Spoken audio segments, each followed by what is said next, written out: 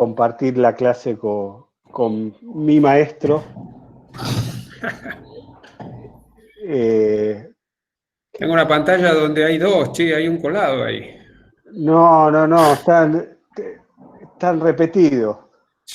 Son gemelos. Son gemelos y están tomando la clase desde Madrid porque quedaron volviendo de Tailandia varados en Madrid. Mirá. Bueno, eso se llama calavera no chilla, se llama. No nos quejamos.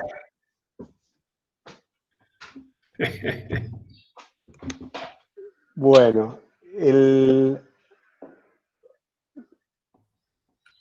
como hoy me pidieron, Leo, mis hijos me dijeron que no repita la misma anécdota que contamos siempre cada vez que nos encontramos, de cuando yo era alumno tuyo de dirección general, pero bueno, al día de hoy Leo, como les dije el otro día, es con quien yo sigo aprendiendo, consultando.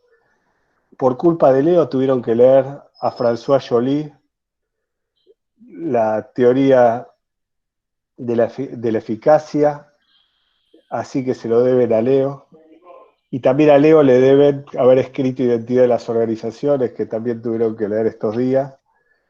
Así que bienvenido, Leo, y como siempre, es como hoy le decía a mis hijos, estas son las maneras que tenemos estos días de recibir abrazos, ¿no?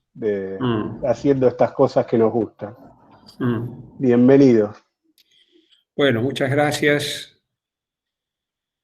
Es un placer para mí volver a la Cátedra de Dirección General, donde trabajé durante más de 30 años.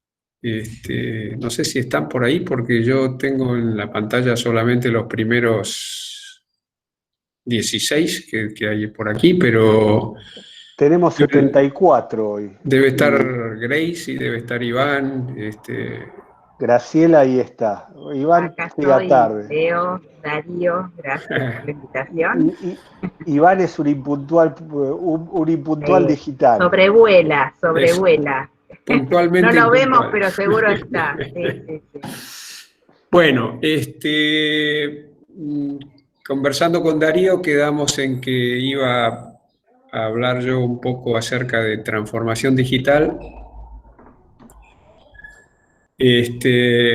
No va a ser el enfoque tradicional que yo tengo del tema, porque, bueno, primero porque hay que darle algún lugar a la pandemia y ciertamente, digamos, la pandemia tiene mucho que ver con cierta aceleración digital que estamos viendo estos días.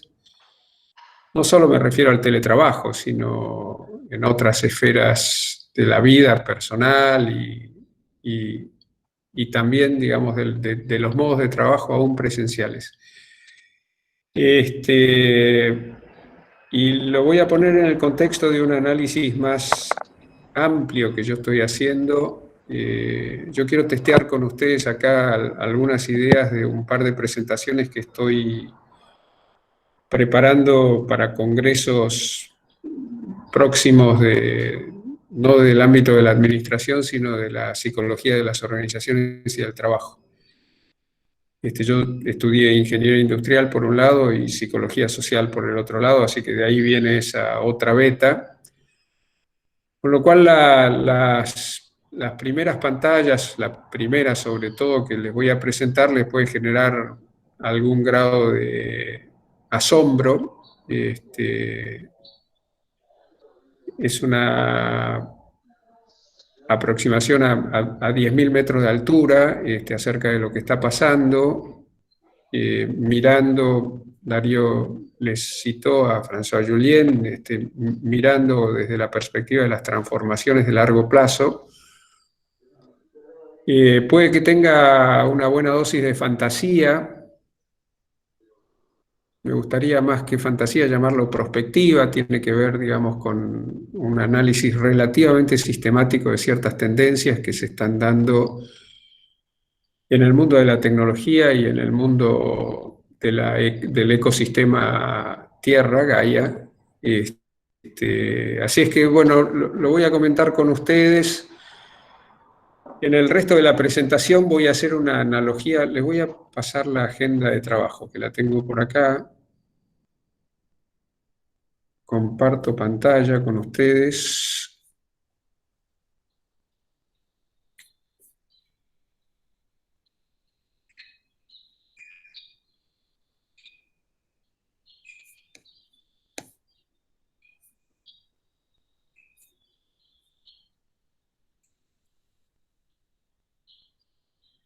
¿Están viendo? Sí, ahí se ve. Sí, ahí se ve. Perfecto. Ya se ve. Bueno, lo voy a maximizar.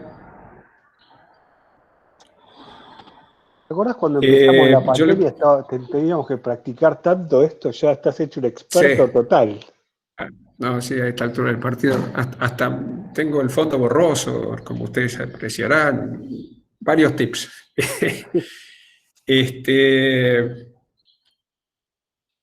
Le pregunté a Darío si ustedes habían trabajado el modelo de identidad de las organizaciones. Me dijo que sí, que para esta altura algo tendrían visto.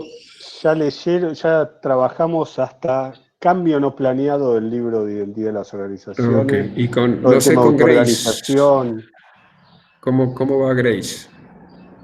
Sí, teóricamente tienen toda la lectura de identidad, el marco de psicología social, sí, venimos bien. Falta justamente gestión de cambio, falta lo de diseño, pero bien con contenido. Está bien. Bueno, yo voy a hacer referencia entonces al modelo de identidad que desarrollamos originalmente con Jorge en el libro de identidad de las organizaciones, Jorge Etkin, pero también a posteriores desarrollos que yo hice, sobre todo en el libro de diseño de organizaciones, que acaba de hacer referencia a Grace, y algunas otras cosas que incluso no tengo publicadas.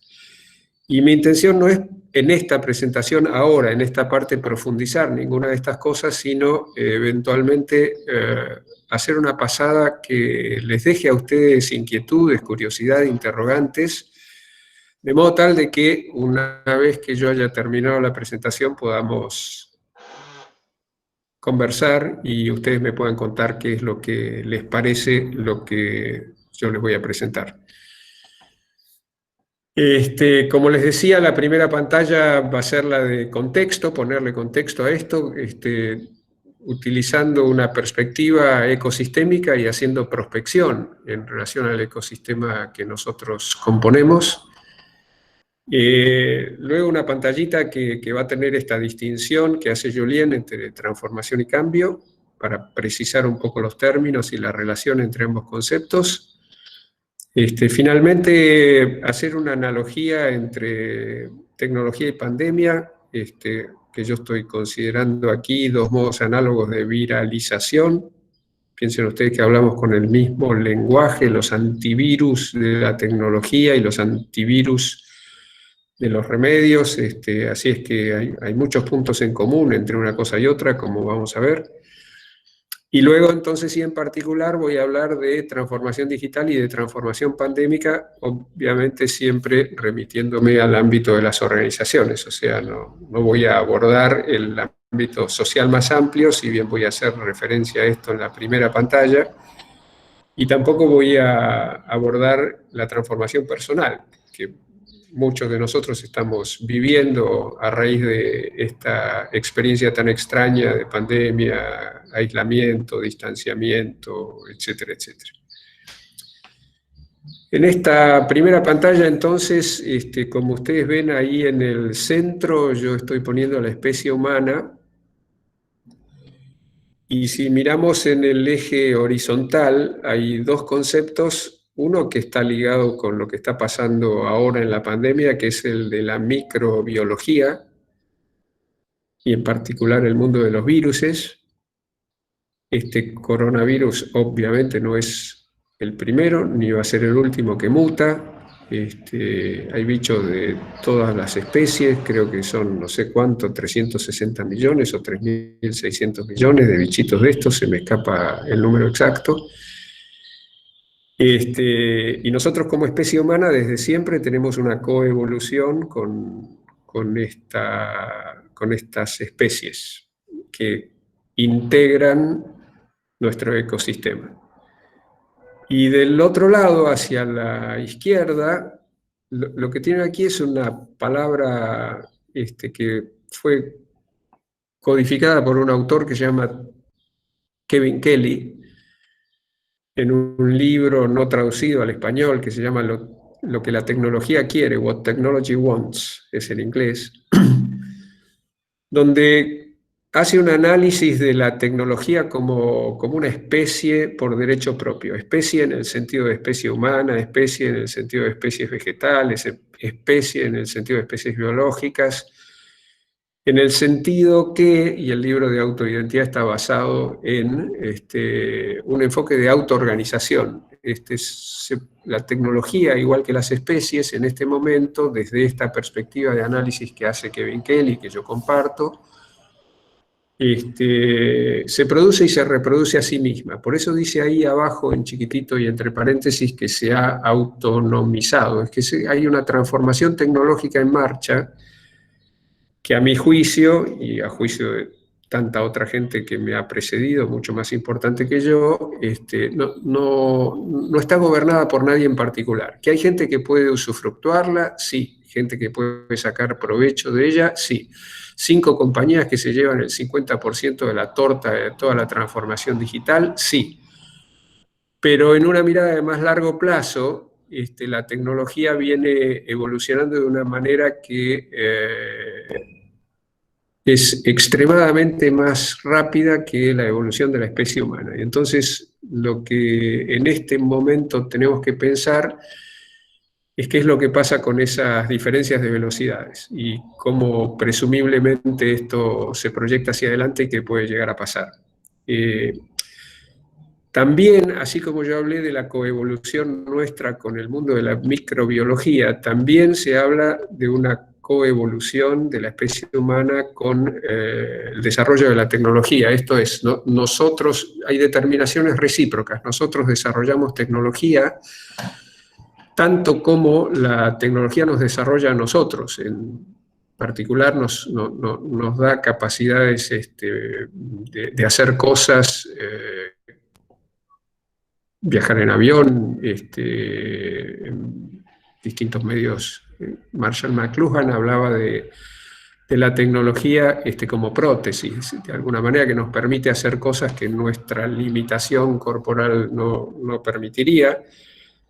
Pero al mismo tiempo también el desarrollo de capacidades cognitivas, el desarrollo de la ciencia ha estado siempre muy ligado al desarrollo de la tecnología, en el sentido de que han aparecido, por ejemplo, los aparatos para ver lo infinitamente lejano a través del telescopio, lo infinitamente pequeño a través del microscopio, y eso ha incrementado nuestro conocimiento, que a su vez ha permitido que sigamos desarrollando tecnología. Y ahí, por tecnología, como ustedes se darán cuenta, no estoy hablando solo de la tecnología digital, sino que podría usar un código GNR, que es genética, todo lo que es ingeniería biológica, todo lo que es nanotecnología es la N, y R es robótica e inteligencia artificial. Estas 3, digamos, capas de la tecnología están soportadas por la tecnología digital. Todo eso es un conjunto que a mi juicio está evolucionando de esta manera autónoma e incidiendo sobre nuestra propia evolución, tanto como nosotros incidimos sobre esa evolución.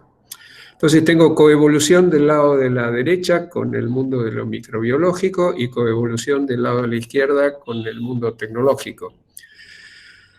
Arriba tengo, bueno, debajo de microbiología ven la palabra mutable, porque, bueno, obviamente lo que está pasando ahora es que los virus se están mutando y que parecería ser que se está acelerando la mutación de los virus. ¿Sí? Toda esta secuencia que estamos teniendo del SARS y de la gripe A y de la gripe avícola y todas esas cuestiones tienen que ver, parecería ser, con una fase donde es probable que las mutaciones microbiológicas adquieran un desarrollo exponencial, como lo tiene por otro lado el desarrollo tecnológico. Los que no estamos teniendo un desarrollo exponencial somos nosotros como especie humana en nuestras capacidades. Todos estamos alojados en Gaia. Gaia es en la mitología griega es la diosa de la tierra. Por Gaia piensen que me refiero, digamos, al sistema Tierra, y para hacerlo sencillito y que se entienda bien y omnicomprensivo, es todo lo que está por encima de la superficie de la Tierra, todo lo que está en la superficie de la Tierra y todo lo que está por debajo de la superficie de la Tierra. Por encima, notoriamente, la atmósfera y todo lo que está pasando a nivel de la incidencia de la tecnología y de la actividad humana en el calentamiento global, el efecto invernadero. En la superficie, notoriamente la tierra, perdón, el agua quiero decir, en la tierra, los mares y eventualmente todos los ríos, todo lo que tiene que ver con el agua dulce, y también allí algunas preocupaciones acerca de contaminación. Debajo de la tierra, todo lo que tiene que ver con minerales, todo lo que tiene que ver con restos fósiles, en fin. Y obviamente todas las especies biológicas, humanas, animales, vegetales, todo eso incluido. Y como ven ahí ustedes, abajo dice inmutable, porque si bien es cierto de que nosotros podemos perturbar a la Tierra como la estamos perturbando en este momento con nuestra actividad, esa perturbación no le hace daño a la Tierra, nos hace daño a nosotros. El sistema terrestre, que es nuestra casa, de momento es inmutable. Es lo único de toda esta pantalla que no muta. Insisto mucho en esta cuestión porque decir que nosotros dañamos a la Tierra, que dañamos el medio ambiente, es una visión antropocéntrica. Y esto que yo les estoy presentando, si bien tiene la especie humana en el centro, exige que demos un paso al costado, que entendamos que somos uno más de tantos otros habitantes del ecosistema, no necesariamente el único, no necesariamente el más importante. La Tierra estuvo sin nosotros antes y va a estar sin nosotros después. Se mide en una dimensión de millones, cientos de millones, miles de millones de años, y la especie humana se mide a más en alguna dimensión de una decena de millones de años. O sea que estamos en dimensiones temporales y procesos de transformación que son ciertamente muy diversos, muy distintos. Y debajo está esta cuestión que viene originalmente de la cibernética y de la ciencia ficción, y es este concepto de cyborgs, que vendría a ser algo así como una amalgama, una fusión entre la tecnología y la especie humana.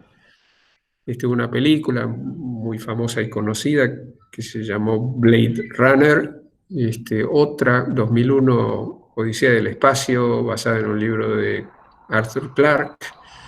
Son todas aproximaciones que fue haciendo la ciencia ficción, y esto que yo pongo aquí de transhumanidad debajo de los cyborgs quiere decir que, digamos, en esa fusión existe la posibilidad de que nosotros dejemos de ser lo que somos y surja una nueva especie que puede ser con algún componente biológico humano o puede ser enteramente tecnológico.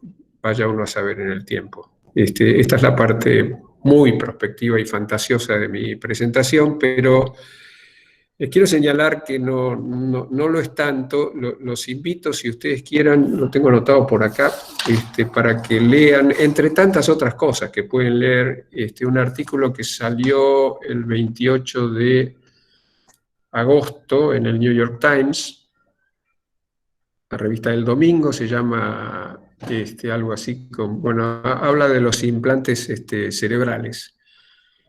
El autor se llama Moisés Velázquez Manoff, y lo que cuenta es de un señor, un investigador, Jack Gallant, que en el año 2011 logró saber lo que una persona estaba viendo a partir de su actividad cerebral. O sea, por sensores que se le ponían a la persona que captaban su actividad cerebral, se podía saber qué era lo que esa persona estaba viendo. Y esas visiones se grababan, o sea, los sensores decodificaban las señales, se grababan, y está en el artículo, en la versión digital, la similitud entre las imágenes de lo que estaban viendo las personas, eran algunos videoclips, y la manera en que los sensores recogían esa actividad cerebral y la transformaban en imágenes. No eran exactamente iguales, pero tenían una notoria similitud. Piensen que estoy hablando de 2011, que estoy hablando de tecnologías no invasivas, en el sentido de que no eran implantes, eran sensores, y que si esto significaba que en 2011 ya teníamos desarrollada la capacidad de leer la mente, leer lo que la mente está viendo, en este caso a nivel del córtex visual, que es donde se desarrolla la actividad cerebral relacionada con la vista, sí teníamos la capacidad de leer eso, la señal viniendo del córtex visual hacia los sensores y siendo decodificada, es muy fácil revertir la señal, pensar por lo menos en revertir la señal y en decir que le vamos a mandar imágenes a el cerebro para que vea lo que nosotros queremos que vea. Lo cual es sumamente peligroso, como se imaginarán. Y esto va mucho más allá del desarrollo incipiente, pero también notorio, de la realidad virtual y en particular de la realidad aumentada. Es decir, si existe en algún momento la posibilidad de que para nosotros sea indistinguible, digamos, la realidad de la virtualidad, si no podemos distinguir lo que está pasando de veras de lo que está siendo proyectado, implantado o lo que fuere, esto realmente es un punto de quiebre en el desarrollo de la especie humana y introduce un grado de vulnerabilidad muy importante. Así es que, digamos, este es el contexto en gran escala. Ahora voy a bajar rápidamente. Quiero hacer solamente un señalamiento con respecto al technium, que es todavía su alto grado de vulnerabilidad. Digamos, nuestro funcionamiento en conjunto con el technium, si ustedes quieren, está basado en 3 infraestructuras. Una infraestructura física, que es la que nos está dotando, digamos, de energía eléctrica para que funcionen todos estos aparatos a través de los cuales nos comunicamos, entre tantas otras cosas que funcionan a partir de la energía eléctrica. Después está, digamos, esa sería la infraestructura de hardware, digamos. Después está la infraestructura de software, que eso tiene que ver, digamos, con todos los desarrollos, aplicaciones, sistemas, etcétera, etcétera. Está la conectividad en el medio de todos el hardware y la interoperabilidad del software. Y finalmente está la infraestructura social, que hace que nosotros como seres humanos colaboramos y nos comunicamos haciendo uso de todas estas tecnologías. ¿Se imaginan ustedes que si deja de funcionar la energía eléctrica, si deja de funcionar Internet, las consecuencias son gravísimas, ¿sí? Yo leí en 1970 más o menos, les estoy hablando de 50 años atrás, un libro que se llama Destrucción, escrito a mediados del siglo pasado, 1950, por un autor, René Barjavel, donde se cortaba la luz. En ese mundo se cortaba la luz. Nunca se supo por qué. El hecho es que se corta y el efecto es devastador. Deja de haber producción, el consumo se torna inviable, no hay alimentos, nosotros no podemos trasladarnos, no podemos procurarnos nuestros propios alimentos, etcétera, etcétera. Y ahora estoy leyendo, curiosamente, un libro, tampoco está traducido, se llama Infinite Detail, Detalle Infinito. El autor es un señor que se llama Tim Mohan, y cuenta, digamos, es un enfoque bastante semejante, pero donde efectivamente lo que ocurre es que un grupo de hackers destruye la red, la destruye literalmente, digamos, en su software y en su hardware. Y bueno, los efectos son muy semejantes. Así que Digamos, así como tenemos estas vulnerabilidades que hoy se están poniendo de manifiesto a través de la pandemia, vulnerabilidades biológicas, tenemos un set de vulnerabilidades tecnológicas, producto de la propia vulnerabilidad del technium, que son igualmente preocupantes y que exigen, y esto va a ser importancia a nivel de la consideración de lo que es la gestión del riesgo, ¿sí? Tanto el riesgo biológico como el riesgo tecnológico. Y aquí en particular en el riesgo tecnológico, y ahí sí me voy a referir más a las organizaciones, todo lo que es ciberseguridad. Bueno, entonces después de estas ideas fantasiosas y más voladas, bajemos un poquitito más a tierra. Transformación y cambio, que es lo que yo les había señalado, aquí está la fuente de François Jullien. La transformación, dice Jullien, es global, se extiende en la duración, progresiva y continua, necesita siempre un desarrollo, dicho de otra manera, es un proceso. No remite a un sujeto designado. Este es el concepto más difícil de asimilar, que es, digamos, es sin sujeto, ¿no? O por lo menos no hay un sujeto designado, no hay nadie que la gobierne, sino que procede discretamente. Esta palabra discretamente está prefigurando un libro posterior que Jullien escribió, que si les interesa esta perspectiva, el que Darío les mencionó se llama Tratado de la Eficacia, pero este otro más directamente se llama Las transformaciones silenciosas. Y es mucho de lo que está pasando ahora en la pandemia, que la pandemia lo que permite es visibilizar fenómenos como el de la educación a distancia, que ya venían ocurriendo desde hace muchísimos años, no muchos, sino muchísimos. Entonces procede discretamente por influencia de una manera envolvente. Cargada de sentido y penetrante significa que afecta sustantivamente nuestros modelos mentales. Por lo tanto, no se ve transformaciones invisibles y lo que sí podemos ver son los resultados. La acción, gestión de cambio, por el contrario, es momentánea. Momentánea en la escala de tiempo de la transformación. Si la transformación son decenas o centenas de años, un cambio de 1 año, 2 años, 5 años es nada en relación a esa otra escala de tiempo.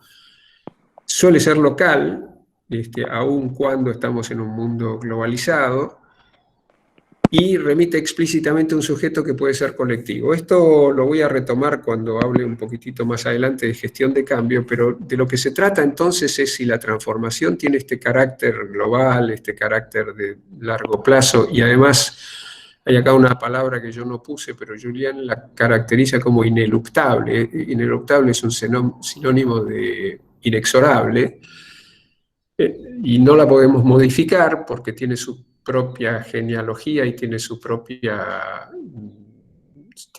devenir y es sin sujeto, como dice allí. Entonces lo que nosotros podemos hacer es hacer prospectiva de manera tal de entender hacia dónde va esa transformación y navegar ese cauce, si me permiten la analogía, la metáfora, procurando que esa navegación sea en beneficio nuestro, en beneficio de nuestras organizaciones, en cumplimiento de los propósitos que tenemos como seres humanos o como organizaciones o como sociedad. Esa es la relación, digamos, entre transformación y gestión de cambio, ¿sí? Entonces, desde esa perspectiva, yo quisiera empezar hablándoles de las transformaciones que tienen que ver con este análisis que les propongo, y como van a ver ustedes son análisis dentro de lo que son mundos recursivos, o sea, mundos que están incluidos dentro de otros mundos, que están incluidos dentro de otros mundos, transformaciones que están incluidas en dimensiones más amplias, que a su vez están incluidas en otras dimensiones. De lo primero de que se trata es que tenemos una transformación ambiental y social en curso, es AIS. Dos referencias, calentamiento global para decir ambiental, y social puedo decir la transformación de la familia, puedo decir la transformación de las relaciones de género, cosas que están pasando hoy día notoriamente. Esas son transformaciones sociales. Fíjense que no estoy hablando de transformación acá digital. de a quién más estoy hablando ahora de transformación digital, pero quiero decir que en esta dimensión todavía no introduje lo digital. Lo digital viene ahora, donde tengo dentro de estas transformaciones ambientales y sociales en sentido muy amplio, una transformación digital que está operando en la sociedad. El ejemplo paradigmático de lo que está pasando con eso son las redes sociales. Todo lo que ustedes viven dentro de las redes sociales, digo ustedes porque yo trato de hacer abstinencia de ellas, no me resultan muy simpáticas hasta por una cuestión etaria, si ustedes quieren, me llegaron tarde, pero veo jóvenes como ustedes que no es que utilizan las redes sociales, sino que viven en las redes sociales y que todo lo que hacen en el mundo digital lo mediatizan a través de las redes sociales. Ese es un fenómeno de transformación digital a nivel social. Si luego lo que tenemos es una transformación digital que entra por el dominio de las capacidades en la organización. Me refiero a todo el desarrollo de sistemas, como pueden ser los ERPs, tipo SAP u Oracle o los que fueren. Me refiero a los CRMs. Estos son, digamos, los grandes sistemas que operan, digamos, en tiempo real, con una única base de datos, pero también podría referirme a todo el desarrollo de las aplicaciones móviles y a toda la interactividad que se genera a partir de las mismas y la posibilidad de que se constituyan comunidades de usuarios y que se constituyan comunidades de práctica, y que, etcétera, etcétera. Todo eso es tecnología que se mete adentro de la organización muchas veces, y esto créanme que yo he hablado con muchos CEOs, no CIOs, sino CEOs, gente que dirige grandes organizaciones, preguntándole qué pensaba y por qué estaba introduciendo determinado tipo de tecnología, y las respuestas que tuve en muchos casos son porque es la norma, es la normalidad, porque toda mi competencia lo está haciendo. No sé muy bien qué es lo que voy a obtener de un CRM, pero sé que todos los que están al lado mío lo están haciendo. Quiero decir que muchas veces entra la tecnología por el dominio de las capacidades sin que tenga un propósito explícito, por lo menos a nivel de lo que es la relación con el modelo de negocios. Y luego eventualmente se va configurando esa relación entre capacidades y propósitos, pero muchas veces no termina de configurarse, y entonces ocurre, como ustedes saben, que se incorporan sistemas o que se incorporan aplicaciones cuyas funcionalidades se usan en un porcentaje muy bajo, pero muy bajito, 10-15% del total de las funcionalidades, y el resto se ignora, se desechan, no se sabe qué es lo que pasa con eso. En el medio, como se imaginarán ustedes, está la transformación organizacional producto de la transformación digital. Perdón por todas estas siglas que los pueden confundir un poco, pero entonces en el centro tengo transformación digital ingresando por el dominio de las capacidades de la organización. Después tengo la transformación organizacional, que es producto tanto del impacto que tiene esta transformación digital que entra por el dominio de las capacidades, como de la influencia de la transformación digital social. Verbigracia. La generalización del uso de las redes de Facebook a entrar en Instagram, etcétera, etcétera. A esto me refiero. Entonces, fíjense lo que pasa, digamos. Yo tengo impactos de las transformaciones ambientales y sociales sobre el dominio de la transformación organizacional. Tengo impacto de la transformación digital social sobre la organización, y tengo el impacto de la transformación digital que entra por el dominio de las capacidades con la tecnología y aplicaciones específicamente organizacionales, y por lo tanto, como ustedes ven con las flechitas, este dominio de la transformación organizacional está supeditado a tantas estas otras transformaciones, y en general viene detrás de ellas, que es la otra brecha que se genera, digamos. Son más rápidas las transformaciones que estamos mencionando, y en particular la TDS y la TDO, que la TOD.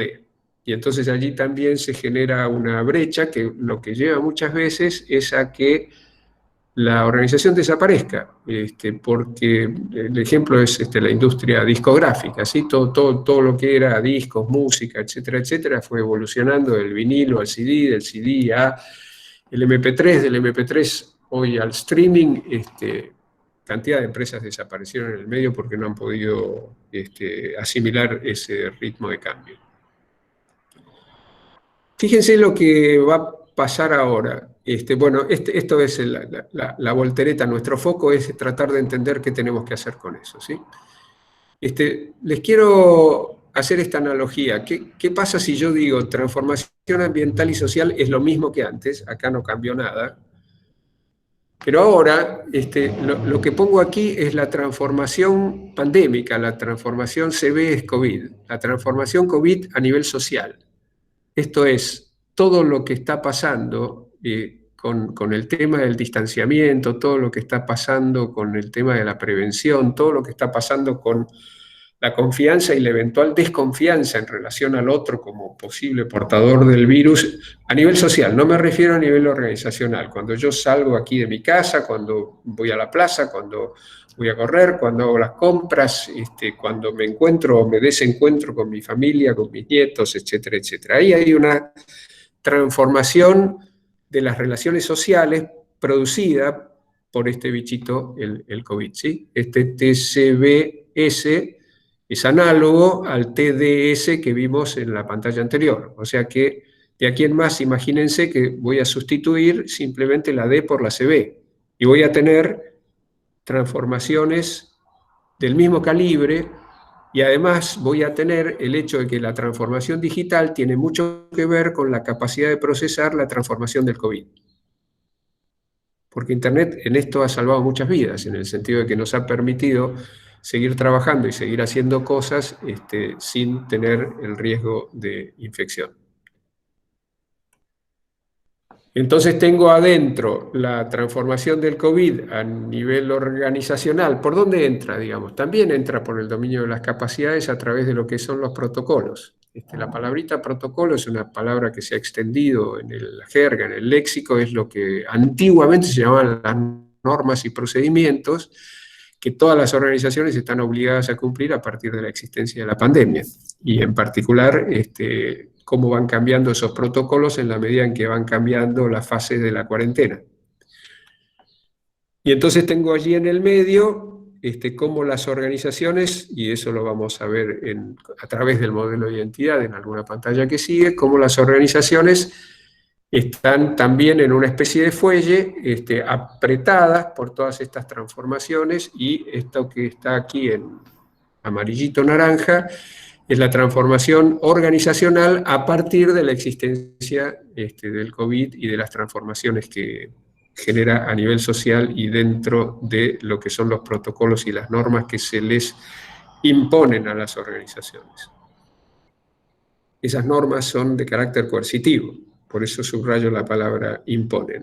La adopción de nueva tecnología eventualmente, si bien yo lo ligué con la normalidad, en el sentido de todo el mundo lo está implementando, sigue siendo una prerrogativa de la propia organización.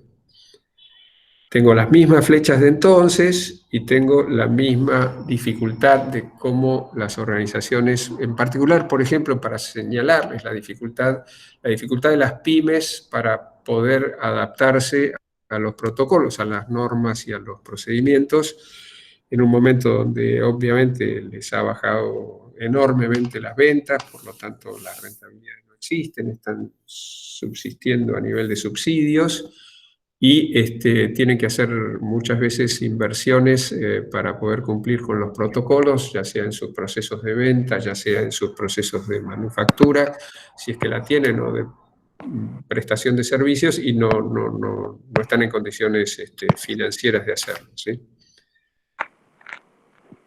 Esto es lo mismo de los circulitos, pero ya empiezo a codificarlo y me empiezo a acercar un poco al modelo de identidad. Fíjense que aquí tengo las mismas TD. Acá voy a señalar con el cursor. Tengo la transformación digital, esto es para transformación digital a nivel social. Acá tengo la transformación digital a nivel organizacional, la que entra por las capacidades, y acá tengo la transformación organizacional a nivel digital, para procesar, digamos, la digitalización y el impacto que viene de afuera y que viene del dominio de las capacidades. Y lo que tengo aquí es la gestión del cambio, que significa gestión del cambio digital a nivel de la tecnología que las organizaciones incorporan, o sea, de sus capacidades. Y acá tengo la gestión del cambio organizacional a partir de la introducción de esta tecnología digital. Este es un enfoque de gestión de cambio. Para la gestión de cambio yo tengo desarrollado en otro lugar, no va a ser objeto de esta presentación, todo lo que deberían ser las políticas que rigen una organización sana, y por una organización sana ustedes ya se van imaginando que me estoy refiriendo a valores, que me estoy refiriendo a un marco axiológico. Aquí hay alguna, digamos, aproximación a eso, postulando que todo lo que hagamos con respecto a la transformación digital debería ser basado en valores que tienen que ver con la inclusión, con la colaboración y con la distribución equitativa de los recursos. También de eso puedo responder si ustedes tienen inquietudes y preguntas.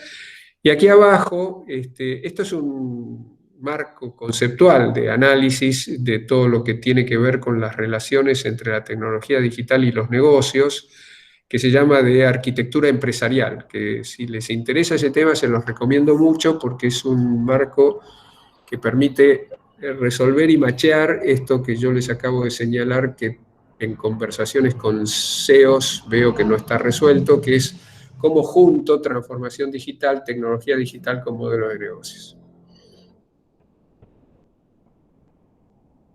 En el modelo de identidad de las organizaciones, vamos a ver cómo se ve todo esto. Voy a hacer una rapidísima, digamos, pasada por el modelo en sí. Toda organización es un conjunto de propósitos complementarios y antagónicos entre sí, basados en diferentes racionalidades. Toda organización está compuesta, digamos, por un conjunto de relaciones entre individuos en procura de cumplir con las prescripciones de sus respectivos roles, y esto está regido, ligado. La lógica del dominio de las relaciones tiene que ver con el poder, y lo que tengo aquí es las capacidades. Fíjense que no dice recursos, sino que lo que me interesa no es tener el recurso, sino la utilización de ese recurso, la capacidad de utilizar ese recurso. Esa capacidad es una capacidad cognitiva, tiene que ver con un saber hacer, tiene que ver con un saber utilizar, por eso aquí la cuestión del usufructo. Identidad es lo que permanece invariante en la relación entre todos estos dominios a lo largo del tiempo, y eso da pie. Ustedes en identidad, si leyeron identidad, aquí tienen procesos. Este es el proceso de productividad, este es el proceso de capacitación y este es el proceso de adjudicación y asunción de roles. Yo en publicaciones posteriores y en particular en el libro de diseño les he adjudicado esto dimensiones de la gestión.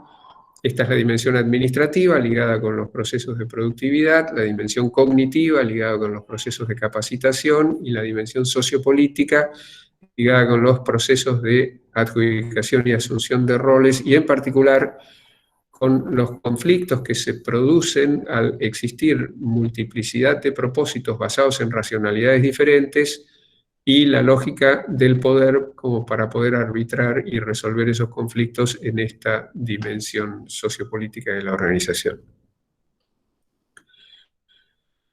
En desarrollos posteriores que yo no he publicado, esto lo voy a mencionar simplemente porque viene después en alguna pantalla, pasé de esta versión que es más descriptiva y analítica a esta otra versión que es más propositiva y operacional, instrumental, donde a los propósitos los empiezo a considerar como propuestas de valor y pienso en los distintos stakeholders, en los distintos grupos de interés a los cuales el gobierno de una organización se tiene que dirigir a través de sus objetivos y de sus planes, que son, entre otros, los clientes, los empleados, los accionistas y la comunidad. Estos son sin duda los más importantes. Aquí las relaciones se transformaron en redes de valor vamos a ver algo de eso un poquitito más adelante en la aplicación del modelo a la pandemia. Y estos son cadenas de valor que tienen que ver con, digamos, el anudamiento entre los distintos recursos y capacidades para poder servir a los distintos clientes, empleados, accionistas y comunidad. Aquí intervienen también, sin duda, por lo de cadenas de valor, los proveedores, y todo ello en el marco de las relaciones que tengo establecidas con cada una de estas partes interesadas. Perdón por la rapidez, supongo que ustedes algo de esto conocen, y estoy esperando cuando dialoguemos que me puedan hacer todas las preguntas que necesiten y los comentarios. Fíjense que el dibujito que tengo, así como aquel de las elipses era enteramente análogo entre lo digital y lo pandémico, aquí tengo exactamente lo mismo. Tengo aquí lo que son la transformación de COVID a nivel social, tengo la transformación de COVID a nivel organizacional, que entra por los protocolos. Estos son los equipos de protección y seguridad. Esto es la distribución de los espacios físicos que permitan cumplir con las normas de los protocolos en cuanto a distanciamiento, a más de todo lo que imponen los protocolos. Este es entonces el TCB para la organización. Y aquí estamos con la necesidad de preguntarnos, bueno, cómo se transforman las organizaciones a través de esta perturbación que están sufriendo por efecto de lo que se les impone como la necesidad de desarrollar capacidades a los efectos de mitigar los efectos de la pandemia, ¿sí? Y también hay una axiología aquí. También esto está regido por valores. En este caso, no es que no valgan los otros valores que tenía acá de integración y de equidad, o de integridad, de inclusión y de equidad. Si quieren, súmenlos, pero estos son los valores específicos que tienen que ver con el tratamiento de la pandemia, que es prevención, que es cuidado, que es cercanía. Y lo estoy poniendo cercanía entre comillas, porque encuentro que hay...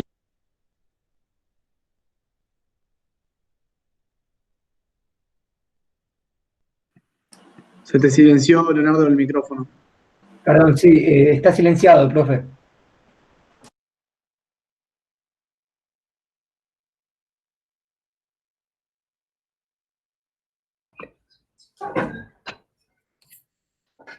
Leo.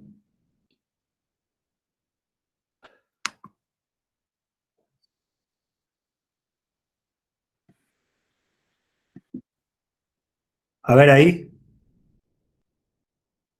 No.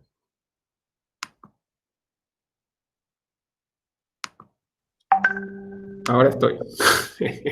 Disculpen, no sé qué toqué. Entonces tengo que compartir nuevamente.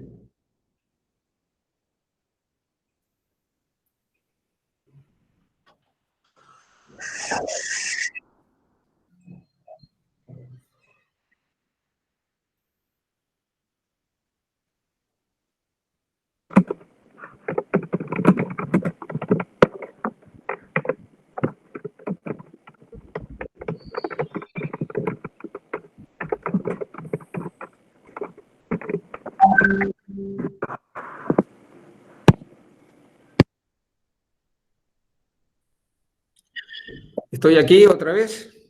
Sí, Leo, ya estás. Bueno,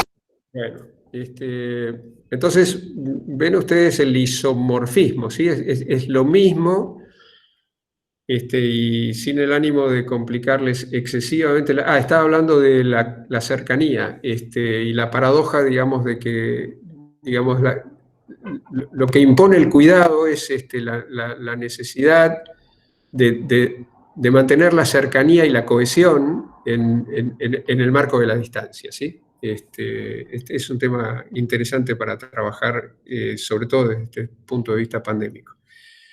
Y entonces, ahí está, se me junta todo, ¿sí? y hay evidentes analogías. Yo en estas presentaciones que voy a hacer, una es un congreso en Brasil, la otra es un curso en Colombia, voy a hablar de estos dos modos de viralización, y de las analogías y las eventuales complementariedades que hay entre estos dos modos de viralización que estamos sufriendo. Para pasar y terminar con el análisis a través del modelo de identidad ya explícitamente, necesito primero hacer referencia a esto que tiene que ver con lo que se llaman, lo ven ustedes aquí, los aceleradores digitales. Los aceleradores digitales en esta versión, que viene de una consultora que se llama Deloitte, están considerados como 3. La capacidad de cómputo, esto tiene que ver con la ley de Moore, si alguno de ustedes alguna vez la escuchó, que tiene que ver con cómo se va incrementando la capacidad de cómputo y al mismo tiempo se va reduciendo el costo de esa capacidad. Después, la capacidad de almacenamiento, fíjense en los costos, ¿no? En 1992 estos eran los costos, hoy son prácticamente, digamos, muy bajos. Almacenamiento y de ancho de banda. Este tiene que ver con conectividad, este tiene que ver con la nube en particular, y este tiene que ver con capacidad de procesamiento, que es vital para el desarrollo de lo que es inteligencia artificial. Estos 3 aceleradores digitales están provocando esto. Hay mucha gente que lo está analizando. Los costos marginales tienden a 0, como ustedes ven aquí. Y entonces, si los costos marginales tienden a 0, ustedes que son economistas, gente de ciencias económicas, sabe que la utilidad marginal tiende a infinito. Y que por esto están ganando tanto dinero los Amazons y los Facebooks y los Instagrams y los Googles y los Microsofts de este mundo, ¿sí? Y es un negocio de escala y entonces tiene esta característica además que en inglés se llama, bueno, lo digo en castellano, el ganador se lleva todo, ¿no? Este es un escenario que hay que entender muy bien para darse cuenta de después cómo uno quiere jugar, digamos, el juego de la transformación digital y dónde se quiere ubicar. Vuelvo entonces al modelo de gestión. Fíjense que aquí tengo transformación de propuestas de valor, tengo transformación digital en la organización, la vieja, digamos, el que entra por el dominio de las capacidades. Acá tengo la transformación en las relaciones a partir de esta digitalización. Y fíjense lo que pasa, digamos. Por un lado, lo que tengo es transformación de las capacidades a partir de los aceleradores digitales, estos que acabamos de ver. Y las manifestaciones de eso son la inteligencia artificial, la automatización, la robotización, todo lo que tiene que ver con blockchain, cadenas de bloques, y en particular monedas virtuales como es el Bitcoin, todo lo que tiene que ver con Big Data y analítica, la posibilidad de manejar enormes volúmenes de información y sin embargo sacar conclusiones muy precisas y muy particularizadas, y el desarrollo de las tecnologías cognitivas que tienen que ver con el reconocimiento facial, con el reconocimiento de la voz, y que son estas tecnologías cognitivas en particular, junto con estos procesos de inteligencia artificial, los que dan pie para que esa comunicación máquina-cerebro se vaya acercando tanto como para pensar que la cuestión de los cyborgs o que el momento de la singularidad no estén tan lejanos. El momento de la singularidad yo no se los mencioné antes, pero para todos quienes trabajan en esta línea es el punto en el cual la inteligencia artificial va a superar a la inteligencia humana. Y hay una universidad virtual, si ustedes la quieren consultar, que trabaja sobre esta línea, que se llama Singularity University. Y hay mucha bibliografía, digamos, a este respecto. Entonces, viene de acá, impacta acá, antes que yo tenga propuestas de valor, antes que yo tenga propósitos, porque este proceso está autonomizado, porque como decía algún cliente mío que yo tuve en la parte, he trabajado bastante con empresas de tecnología informática, y él me decía, nosotros tenemos la solución antes que el cliente sepa que tiene el problema. algo de eso refiere a lo que estoy hablando por la automatización y la autonomización.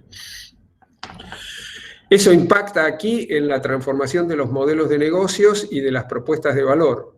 Y esto significa la necesidad de pensar en que tengo que verme como parte de lo que son los ecosistemas organizacionales digitales.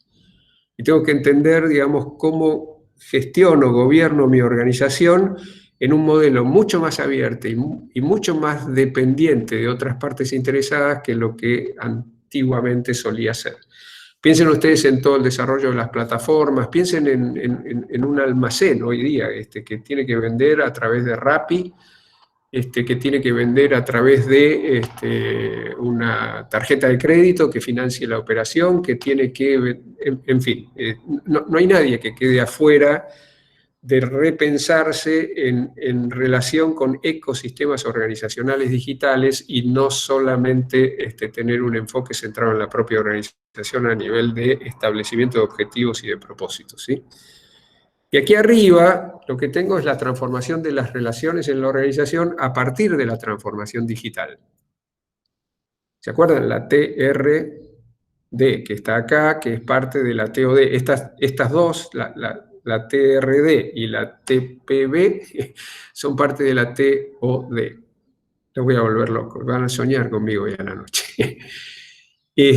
¿Cuáles son esas manifestaciones? Hay en muchos de procesos de cuantificación, todo se mide en función de indicadores, las evaluaciones de desempeño recurren hoy día a, digamos, ver qué es lo que anda pasando con la actividad de las personas en los sistemas colaborativos como Teams o como Slack o como, bueno, Trello, todos estos. La cuestión de la incidencia de las redes sociales externas e internas a la organización, las plataformas, el hecho de tener que, por ejemplo, contratar software a través de plataformas, cosa que están haciendo muchas organizaciones, ya no están contratando una empresa directamente, no están contratando un programador directamente. Keycoder es una de las plataformas que trabaja en esto y después, si les interesa, les puedo dar ejemplos de mis clientes, de qué está pasando a este nivel. El tema de streaming, el tema de realidad virtual que ya mencioné, muy ligado al tema de los videogames. Y acá en particular, tensiones digitales que curiosamente son las mismas que vamos a ver en la pandemia. ¿Por qué? Porque nos imponen estas mismas contradicciones entre lo presencial y la distancia, entre lo sincrónico y lo asincrónico, y entre el trabajar online y offline. Esto es sumamente interesante para pensar en qué es lo que va a pasar con el diseño de los sistemas de teletrabajo y también lo que va a pasar con el diseño de los sistemas educativos. Nosotros en esta modalidad estamos trabajando mucho con una forma de comunicación sincrónica, pero no estamos aprovechando todavía la relación que se puede establecer entre lo sincrónico y lo asincrónico. En esta modalidad, utilizando estas herramientas tipo Meet, tipo Zoom o similares, ¿sí? Así que bueno, ahí tienen el análisis, ahí aparecen las tres dimensiones. No lo voy a desarrollar ahora, pero correspondientemente tiene que haber agendas en cada una de estas dimensiones para poder trabajar y procesar los requerimientos que surgen de todas estas transformaciones que estoy señalando acá. ¿Qué va a pasar cuando me voy a la pandemia? Y bueno, va a pasar algo semejante. Vuelvo a tener mi modelo de gestión. Ahora voy a entrar acá porque lo primero que pasa es que la pandemia impacta en nuestras estructuras de significación. Yo estoy seguro que a ustedes les debe haber pasado lo mismo. Yo leí el bichito del coronavirus en diciembre, creo yo. Bueno, otro bicho más que anda dando vueltas por ahí por China. No era el primero. Sí, me tuve que vacunar en el año 2012, creo que fue, no sé, pero no parecía, ¿sí? Hay acá en la dimensión cognitiva una cosa que se llama la dialéctica entre la estructura de significación y el acontecimiento. La pandemia, el bichito, el coronavirus, es un acontecimiento que se resiste a ser significado con las estructuras de significación que nosotros teníamos. Yo me fui de vacaciones, anduve dando vueltas por allí, estuve en Centroamérica, pero terminé antes de venir para acá, volví el 6 de marzo, para que tengan una idea de la fecha, viniendo desde Miami, ciudad internacional de alto grado de confluencia de gente de todas partes del mundo, ya pasando, digamos, por los restaurantes y más aún por el aeropuerto y más aún en el avión, con cierta inquietud en relación a lo que me podía pasar. Como ustedes me ven, yo soy grupo de riesgo. Me tuve que poner en cuarentena ahí nomás. A los 2-3 días Estados Unidos apareció como un lugar desde donde había que ponerse en cuarentena. O sea que yo estoy en cuarentena desde el 10 de marzo. 7 meses largos, ¿no? Ya, o por ahí le anda. Va a ser dentro de poquito. Entonces, lo que quiero decir es que lo primero que hay es una ruptura de las estructuras de significación. Entonces, por eso empiezo por acá, por la dimensión cognitiva. A esto se le junta el riesgo cibernético porque la intensificación del uso de tecnología digital, la aceleración del uso de tecnología digital, la aceleración de las transformaciones digitales en el marco de la pandemia, obliga a que reconsideremos todos los protocolos que tienen que ver con ciberseguridad y los reajustemos y los recalibremos, ¿sí? Después están acá, estos se llaman riesgos psicosociales en el trabajo, que es el impacto afectivo, la angustia, la vulnerabilidad y toda la cuestión, digamos, emotiva, emocional, en torno de lo que nos está pasando. Y señalo el riesgo ambiental, no porque se haya agudizado, por el contrario, digamos, en los primeros tiempos de cuarentena lo que hemos visto es cómo disminuyó bruscamente la contaminación ambiental, la contaminación sonora, y ahora vamos viendo cómo de a poco, bueno, el cielo ya no es tan celeste como era en los primeros días de cuarentena. Hay algo aquí de contaminación ambiental, pero pensemos en el largo plazo en función de estas transformaciones y de la inmutabilidad de Gaia que yo les señalaba, de que el tema, y lo vienen señalando todas las agendas, el tema del cambio climático puede llegar a ser enormemente más aterrador que lo que es esta pandemia, ¿sí? Así que por eso va allí la cuestión de lo ambiental. Lo primero que ocurre a nivel de propuestas de valor y de propósitos es que las organizaciones salieron, digamos, a procurar la continuidad de las operaciones, las que pudieron. Otras, simplemente por cuestión de cuarentena, tuvieron que dejar de operar de la noche a la mañana. Muchas de ellas tuvieron que desarrollar los nuevos modelos de negocio, en particular todo lo que tiene que ver con las formas electrónicas de comunicación, con los clientes, con los proveedores, con el Estado, etcétera, etcétera. Piensen, no estoy hablando solo de empresas privadas, la justicia ha tenido que, digamos, acordar nuevas formas de operar, y porque si bien hubo una feria judicial extraordinaria, de todas maneras ciertas cosas se siguieron tratando, y yo, por cuestiones personales, he visto cómo está funcionando la justicia a distancia, en algún caso razonablemente bien, en otros casos lamentablemente muy mal.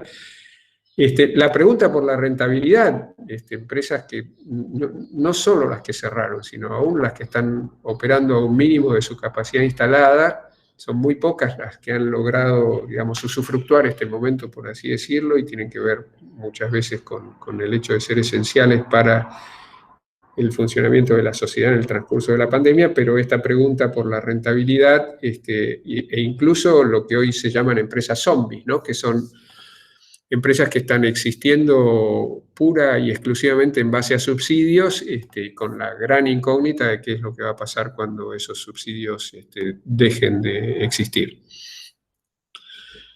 De aquí nos vamos a, si yo tengo este riesgo biológico, tengo este riesgo cibernético, si tengo que procurar seguridad biológica, si tengo que procurar seguridad cibernética, tengo que tener metodologías de gestión de riesgo.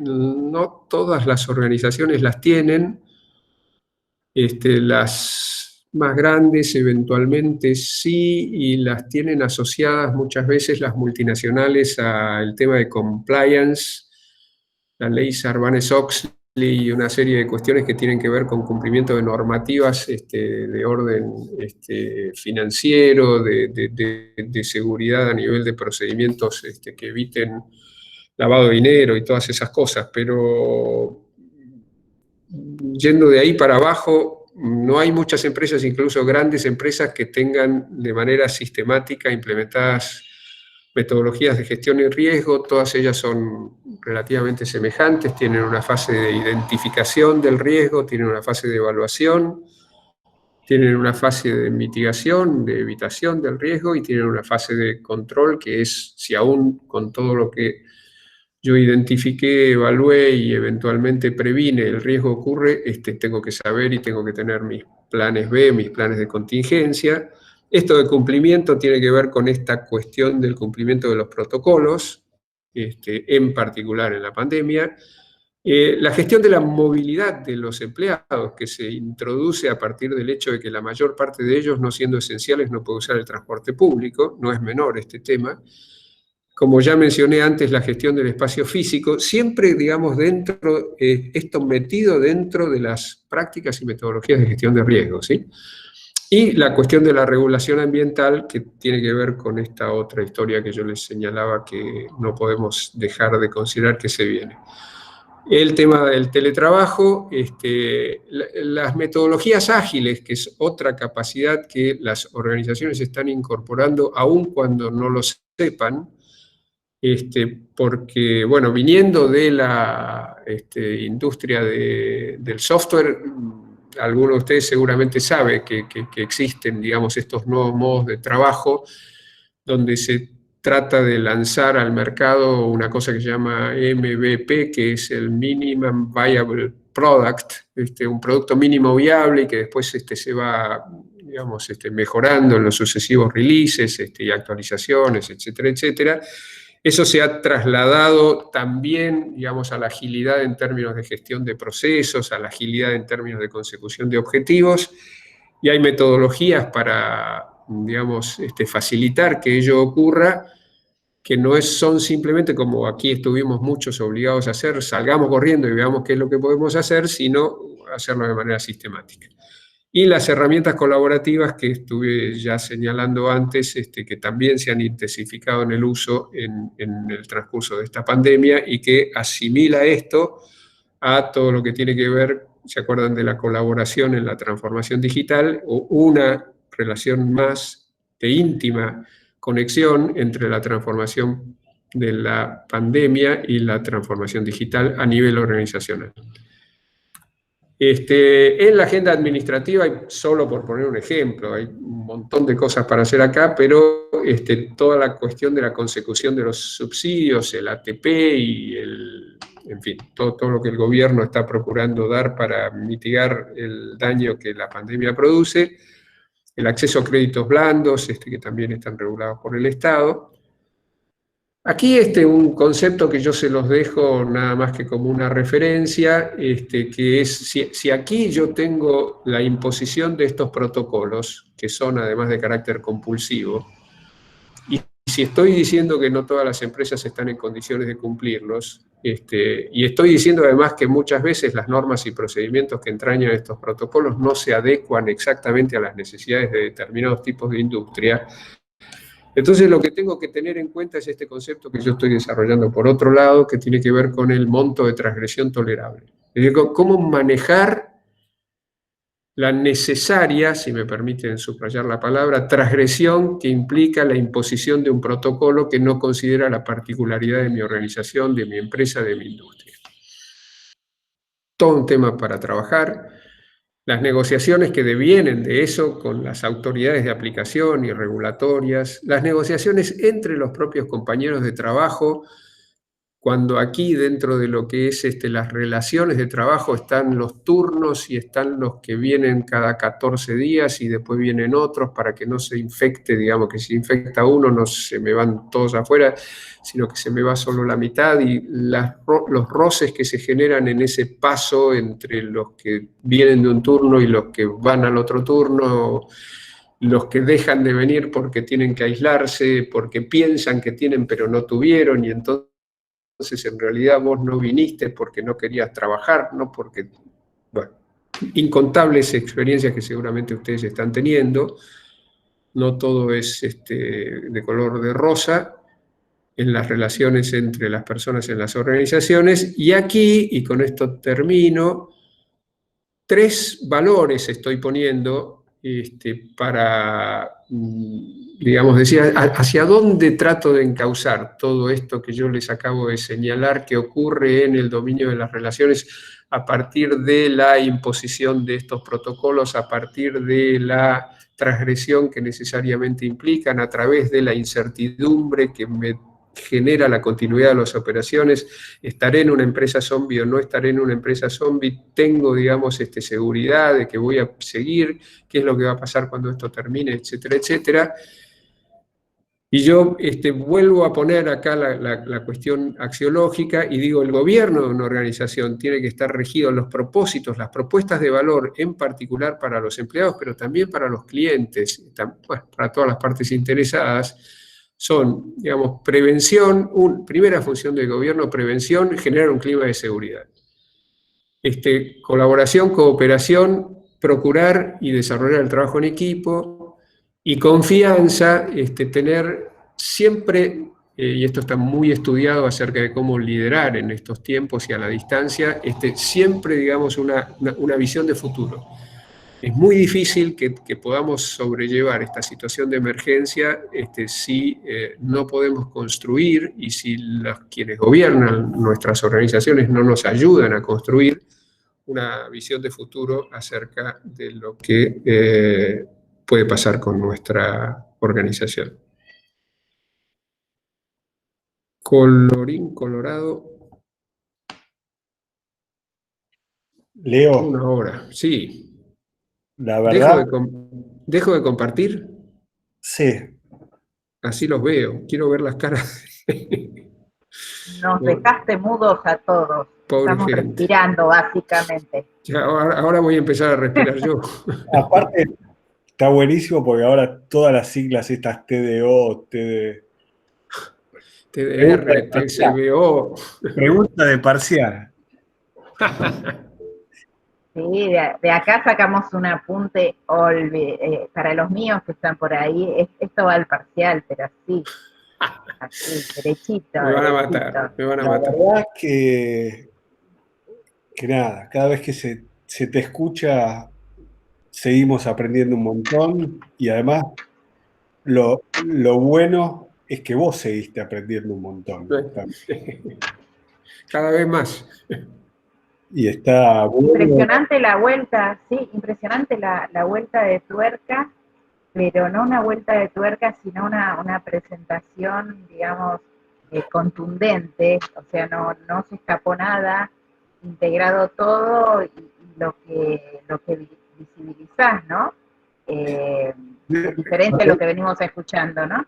Cuando hable dentro de 2 meses, él se habrá dado cuenta que algo se le escapó. Sí. Y lo va a enriquecer mucho más. No, ustedes no saben. Si supieran todo lo que yo tengo con esa primera pantalla que les mostré, si supieran. Pero déjenme escuchar a los estudiantes, porque ustedes son mis socios, auspiciantes. Sería raro que dijeran otra cosa, pero me interesa la opinión. Sí, no sé si se bajó a Diana Krochik, que el otro día la escuché en la tele, prendí la tele y la escuché, está en un grupo de... Ahí estás, escuché en la tele el otro día y fue una alegría escucharte cuando hablando en el grupo que habló de la ley de humedales con el tema de consciente colectivo en la Comisión de Ambiente Humano.